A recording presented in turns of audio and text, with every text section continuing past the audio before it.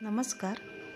रंजक किचनमध्ये आपले मनापासून खूप खूप स्वागत. आज थंडीसाठी सुक्या मेव्याचे लाडू करत आहोत. त्यासाठी 500 ग्रॅम खोबरं स्लाईस करून आणि 500 ग्रॅम खारीक फोडून घेतली, त्यातल्या बीज काढून टाकलेले आहेत.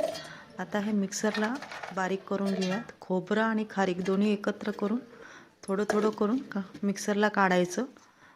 छान बारीक होतं.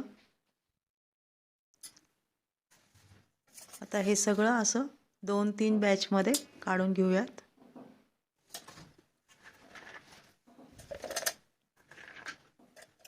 अप्रतिम चव तयार होते खोबरं खारीक न भाजता. 2-2.5 महिने हे लाडू टिकतात. आता 200 ग्रॅम डिंक हे सुद्धा मिक्सरला बारीक करून घ्यायचं. या पद्धतीने पिस्ता 200 ग्रॅम, जरा जाडसरच पावडर केली आहे मी इथं.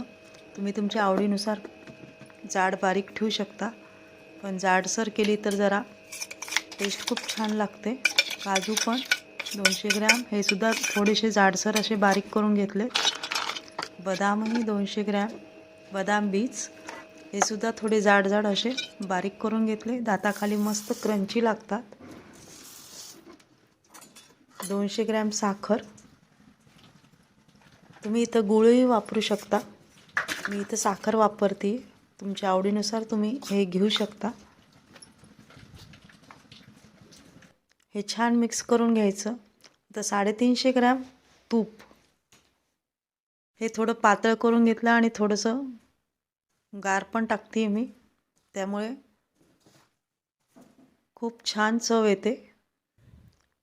सगळं छान मिक्स करून घ्यायचं चुरून चुरून, म्हणजे सगळे जिन्नस एकत्र छान फ्लेवर तयार होईल.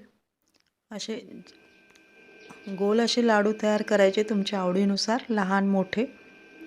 तयार आहेत सुक्या मेव्याचे डिंकाचे